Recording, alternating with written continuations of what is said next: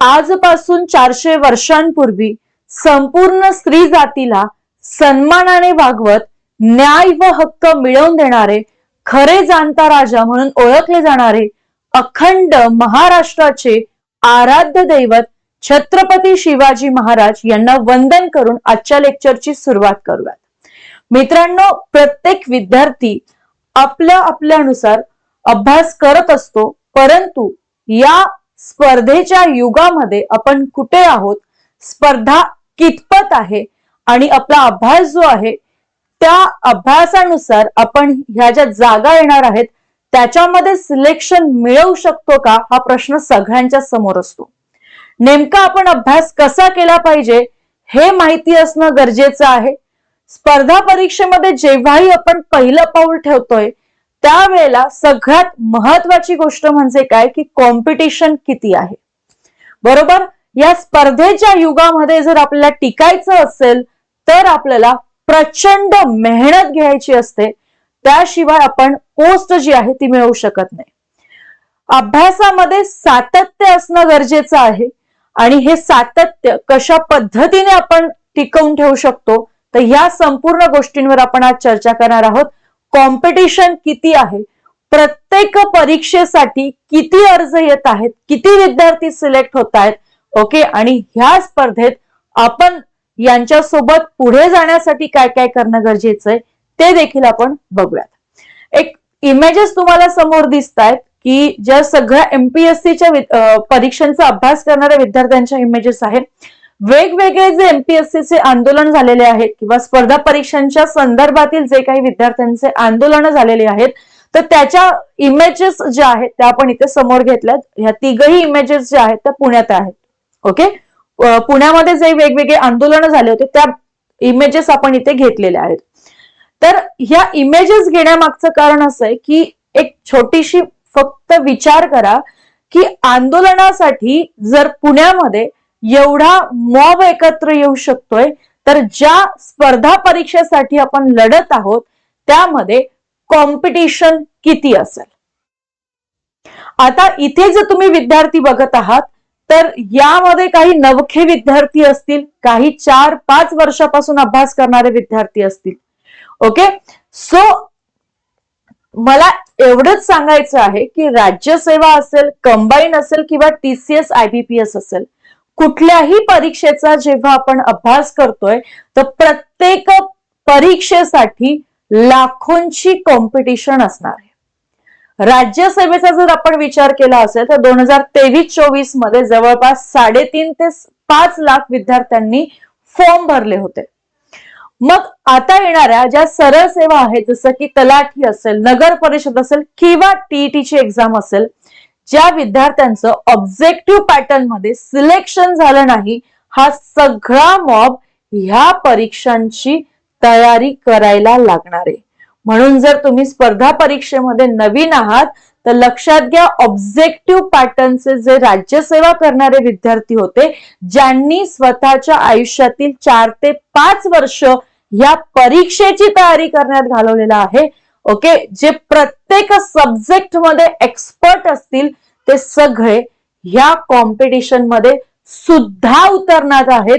हे ऐकायला जेवढं कठीण वाटतंय तेवढंच हे सत्य आहे. त्यानंतर कंबाईन परीक्षेचा प्रीचा अभ्यास करणारे विद्यार्थी, कंबाईन परीक्षेचा मेन्स दिलेले सुद्धा विद्यार्थी इथे परत येणार आहेत, जे तलाठी, नगर परिषद मध्ये तुमच्या सोबत कॉम्पिटिशनला असणार आहे.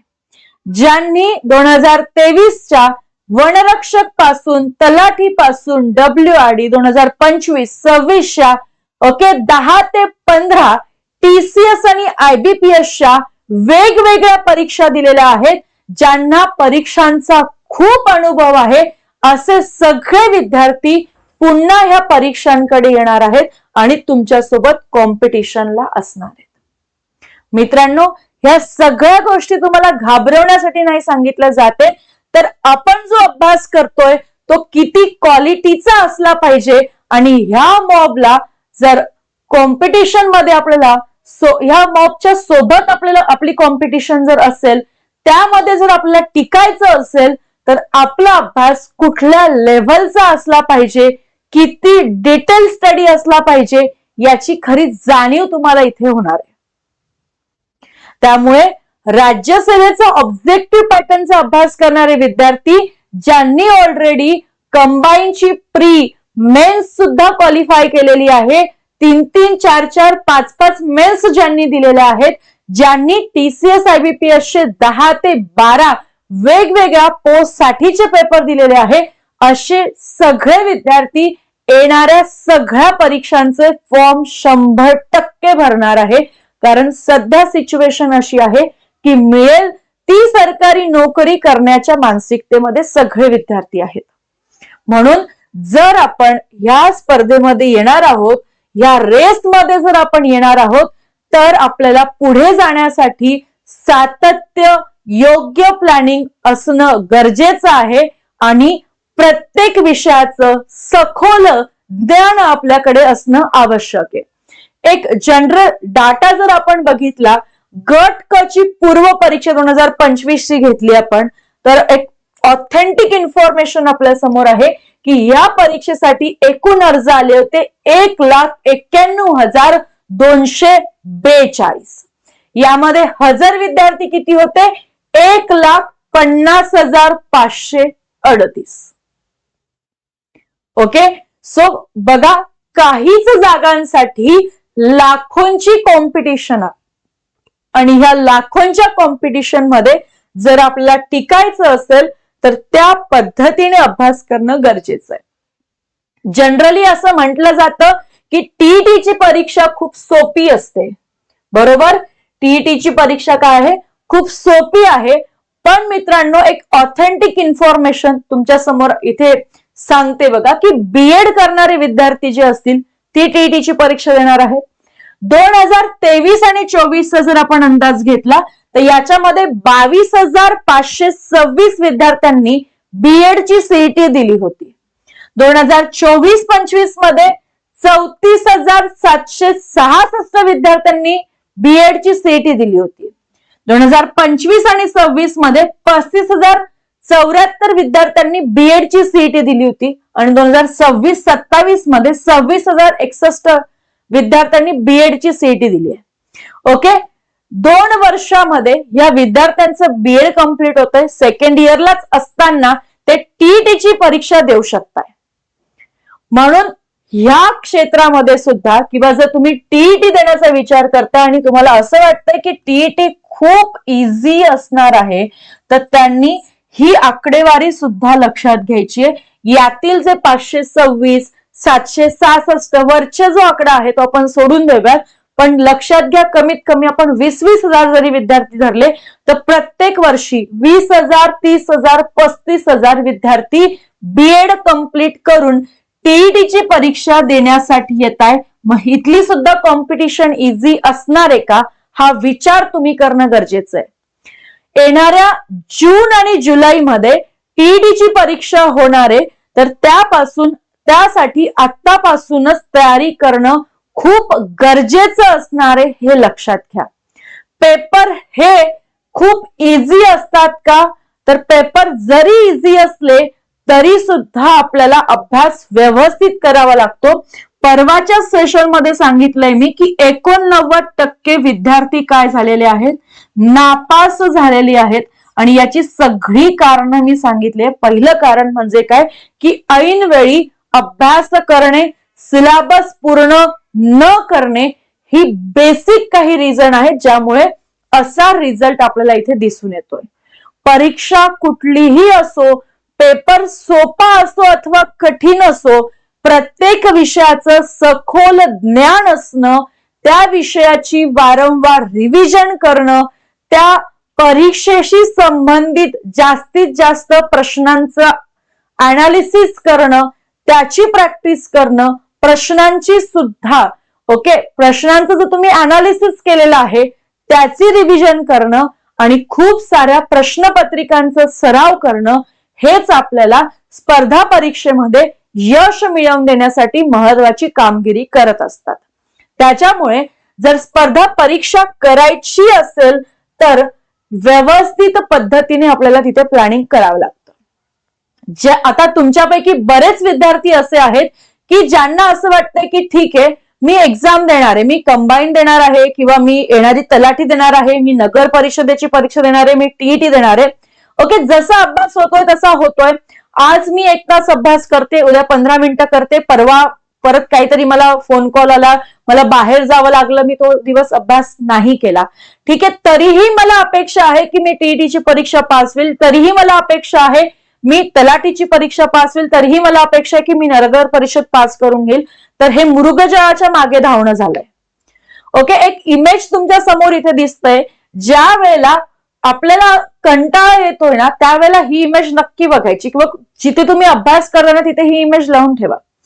रात्रंदिवस अभ्यास करणारे विद्यार्थी आपल्यासोबत कॉम्पिटिशनला आहे, ज्यांनी स्पर्धा परीक्षा हे करिअर म्हणून निवडले आणि ज्यांनी 5 पेक्षा जास्त वर्ष ह्या स्पर्धा परीक्षेमध्ये त्यांनी वेळ दिलेला आहे, ते सुद्धा विद्यार्थी आपल्या कॉम्पिटिशन मध्ये आहे. मग तुम्ही या कॉम्पिटिशनच्या बाहेर आहात का, असा याचा अर्थ होतोय का? नाही.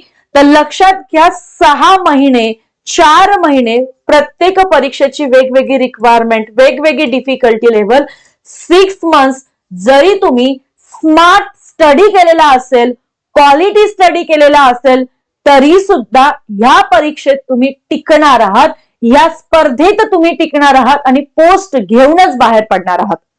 पण जर मन चाहे जैसा हो, जसं की आपल्याला वाटतंय की आज मला अभ्यास करायचा, आज मूड आहे तर मी अभ्यास केलाय, उद्या माझा मूड नाहीये, संध्याकाळी मला वाटत नाहीये की अभ्यास करावा, मी केला नाही.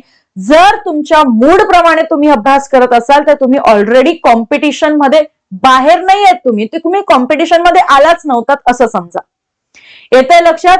तर रक्ताचं पाणी करून अभ्यास करणारे विद्यार्थी वेगवेगळ्या रिडिंग्स मध्ये संपूर्ण महाराष्ट्रामध्ये, महाराष्ट्रातील संपूर्ण जिल्ह्यांमध्ये, जिल्ह्यातील प्रत्येक तालुक्यामध्ये आणि तालुक्यातील प्रत्येक शहरामध्ये, प्रत्येक गावामध्ये आहेत आणि यांच्याशी आपली कॉम्पिटिशन आहे.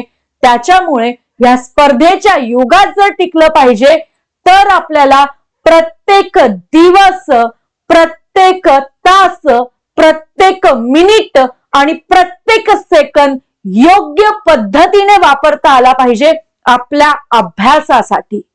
ज्याची स्वप्न मोठी आहेत ना, त्याला म्हणजे आज माझी इच्छा आहे किंवा नाहीये हा मुद्दाच उरत नाही. जर तुमची स्वप्न मोठी आहेत तर त्याच पद्धतीने तुम्हाला लढणं फार गरजेचं असणार आहे. आता हा पहिला टाईप आपण बघितला. दुसरा की जे विद्यार्थी जॉब करतायत प्लस स्टडी करतायत. ओके, आता यांचं खूप चॅलेंजिंग काम असतं. पहिलं की जॉब करत असताना खूप सारं ऑलरेडी डोकं हँग झालेलं असतं. ओके, येस, विशेषतः शिक्षक जर आपण बघितलं तर ऑलरेडी दिवसभर त्या शाळेमध्ये राहून संध्याकाळी घरी येऊन अभ्यासाची इच्छा होत नाही, किंवा वेगवेगळ्या ठिकाणी तुम्ही नोकरी करत असणार तर पहिली गोष्ट की थकवा आलेला असतो आणि आपल्याला अभ्यासाची इच्छा होत नाही. लक्षात घ्या, ज्याला यशाची भूक आहे तो कधीच थकत नाही, पहिली गोष्ट. सो गाईज, जरी तुम्ही जॉब करत असाल तरी सुद्धा अभ्यासाचं व्यवस्थित नियोजन करा. आठवड्याभरामध्ये जो काही अभ्यास झालेला आहे त्याचं सॅटर्डे संडेला व्यवस्थित रिव्हिजन करा.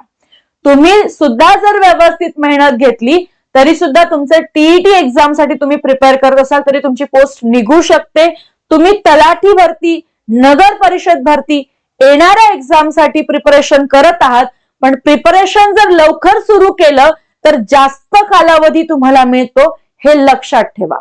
म्हणजे 15 दिवसात, महिन्यात, 2 महिन्यात काही होत नाही. तर आधीपासून जर आपण अभ्यास केलेला असेल, संपूर्ण सिलेबस कंप्लीट केलेला असेल, संपूर्ण विषयांचा सखोल अभ्यास केलेला असेल तर आपण या स्पर्धेमध्ये टिकणार आहोत. तर जॉब करणारे विद्यार्थी सोबतच स्टडी करणाऱ्या विद्यार्थ्यांना जास्त वेळ द्यावा लागणार आहे, म्हणून लवकरात लवकर अभ्यासाला तुम्ही सुरुवात करायची.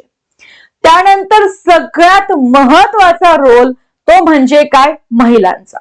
कारण 1 मॅन आर्मी असणार आहे. एकाच व्यक्तीला अनेक जबाबदाऱ्या पार पाडून या स्पर्धेच्या युगामध्ये टिकायचंय आणि सगळ्यात पुढे जायचंय.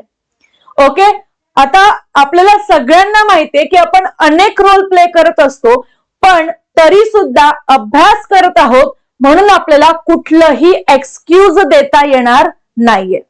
तुम्ही घर सांभाळत असाल, तुम्ही नोकरी सांभाळत असाल, तुम्ही मुलांना सांभाळत असाल, मुलांचं खाणं पिणं असेल, घरातली कामं असतील, जॉबचं टेन्शन असेल, व्हॉट एव्हर जे काही टेन्शन आपल्याला असतील ते सगळे आपल्याला बाजूला ठेवून आपल्याला काय करायचं आहे, अभ्यास करायचा आहे. या सगळ्या गोष्टी जेव्हा करतोय तेव्हा त्याच्यात प्रेझेंट राहा. अभ्यासाच्या वेळेत यातून सगळ्यातून बाहेर निघून तुम्हाला फक्त अभ्यासावरच फोकस करणं गरजेचं आहे. नाहीतर आपण समोर पुस्तक घेतो आणि डोक्यात विचार चालू असतो की बेसिंग मध्ये भांडे ठेवले, आता घासू की नंतर घासू, पहिले ते घासू की अभ्यास करू. तर असं करणार असाल तर तुमचा अभ्यास होणारच नाहीये. म्हणून जेव्हा जी गोष्ट तुम्ही करताय त्या गोष्टीवरती फोकस राहा. अभ्यास करण्यासाठी जेवढाही वेळ मिळतोय क्वालिटी स्टडी करा, वारंवार रिव्हिजन करा. तुम्हाला जर या स्पर्धेच्या युगात टिकायचं असेल तर ह्या सगळ्या गोष्टी सांभाळूनच तुम्हाला यश मिळणार आहे, लक्षात घ्या. म्हणून ह्या गोष्टी करता करता अभ्यास तुम्ही करू शकताय, पण त्यासाठी फोकस राहणं फार गरजेचं असणार आहे. ओके, सो अभ्यासाला प्रायोरिटी द्या. आणि आता ज्या येणाऱ्या सुवर्ण संधी आहेत परत त्या येतात की नाही हे सांगता येत नाही. म्हणून येणाऱ्या ज्या काही परीक्षा असणार आहेत त्यांची जोमाने तयारी करा. मग तुम्ही जॉब करत असाल, तुम्ही घर सांभाळत असाल, सोबतच तुम्हाला अभ्यासाकडे सुद्धा लक्ष देणं गरजेचं आहे. तुमच्यामध्ये भरमसाठ क्वालिटीज असतील, पण जर तुम्ही त्यांचा योग्य पद्धतीने वापर नाही केला, तुम्ही कितीही हुशार असाल पण येणाऱ्या परीक्षांसाठी जर तुमचं टॅलेंट तुम्ही वापरलं नाही तर ते कायम जिथे आहे तिथेच राहणार आहे. मग टॅलेंट अजून तुम्हाला यूज करायचं आहे, तुमच्यातील पोटेन्शियल यूज करायचं आहे की जिथे थांबलंय तिथेच थांबवून ठेवायचंय, हे तुमच्या हातात आहे. याबद्दल मी जास्त बोलणार नाही, कारण आपण स्वतः आपले स्वतःचे डिसिजन्स घेतले पाहिजे. अभ्यास कशा पद्धतीने करायचा आहे याच्या आधी मी एक छोट्याशा सेशन मध्ये सांगितलंय, सो ते नक्की बघा. तर शेवटी एकच सांगेल की हे जरी तुम्ही सगळं करत असाल तर हे सांभाळून तुम्ही अभ्यास करू शकताय. स्वप्न बघायला शिका आणि ते स्वप्न सत्यात उतरवण्यासाठी मेहनत घ्यायला देखील आपल्याला शिकावं लागणार आहे. त्याच्यामुळे कॉम्पिटिशन जरी खूप असेल तरी प्रत्येक विद्यार्थ्यामध्ये पोटेन्शियल असतं काहीतरी करून दाखवण्याचं. मात्र ते आपण यूज कशा पद्धतीने करतोय, आपण मेहनत कशा पद्धतीने घेत आहोत यावरती तुमचं संपूर्ण यश जे आहे ते डिपेंड असणार आहे. लक्षात घ्या मित्रांनो, शिवजयंतीच्या निमित्ताने आपण सगळ्या बॅचेस वरती ऑफर ठेवली आहे, ज्यामध्ये सुपरफास्ट लाईव्हचा जर तुम्ही फॉर्मॅट बघितला तर त्यावरती देखील आपण ऑफर ठेवलेली आहे. लक्षात घ्या, 3 मंथ्सची व्हॅलिडिटी बॉम्बे हायकोर्टची जी धुरंधर बॅच तुम्हाला 399 मध्ये मिळते. Okay, yes. तर 19 आणि 20 फेब्रुवारी या 2 दिवसांमध्ये तुम्हाला इथे ऑफर देण्यात आलेली आहे. तसंच सुपरफास्ट लाईव्हचं जे आपलं फॉर्मॅट आहे, ज्यात तुम्ही 1 रुपयामध्ये 2 दिवसांचं ट्रायल देखील घेऊ शकताय. ओके, हा ट्रायल घेतल्यानंतर तुमचा 399 मध्ये ऑटो पे होणार आणि 3 मंथ साठी तुम्हाला सगळ्या बॅचेस म्हणजे एकाच सबस्क्रिप्शन मध्ये 3 मंथ साठी 375 परीक्षांची तयारी तुम्ही करू शकताय आपल्या टेक्स्टबुक सुपर कोचिंगच्या फॉर्मॅट मधून. आम्ही आमच्या शिकवण्यावरती अगदी कॉन्फिडंट आहोत. ओके, आम्हाला आत्मविश्वास आहे की तुम्हाला यशापर्यंत पोहोचवण्यासाठी नक्कीच आमची मदत होणार आहे. म्हणून आम्ही तुम्हाला 2 दिवसांचा वेळ देत आहोत. संपूर्ण ऍप्लिकेशन मधील सर्व लेक्चर्स तुम्ही डिटेल मध्ये बघू शकताय आणि तुम्ही अनालिसिस करू शकताय की कशा पद्धतीने प्रत्येक शिक्षकाने तुम्हाला तिथे मार्गदर्शन केलंय. इनकेस जर तुम्हाला असं वाटतंय की तुम्हाला हा प्लॅन नाही घ्यायचा आहे तर तुम्हाला ऑटो पेचा ऑप्शन स्टॉप करण्याचा देखील आपण इथे ऑप्शन जो आहे तो दिलेला आहे. जर तुम्हाला ऑटो पे नसेल होऊ द्यायचं तर एकाच दिवसामध्ये तुम्ही स्टॉप ऑटोपे तिथे करू शकताय. त्यानंतर 12 मंथ साठी देखील आपण ऑफर दिलेली आहे. 1249 मध्ये तुम्ही घेऊ शकताय आणि ह्याच्यावरतीही डिस्काउंट मिळवायचा असेल तर तुम्हाला रुचा 03 हा कोड वापरायचा आहे. लगेचच एनरोलमेंट तुम्ही करू शकताय. ओके, चलो. सो अशाच प्रकारच्या सेशन्स मध्ये आपण भेटत राहणार आहोत. ओके, सो आजचं सेशन कसं वाटलं नक्की चॅटबॉक्स मध्ये कमेंट करून सांगायचंय. Thank you so much everyone.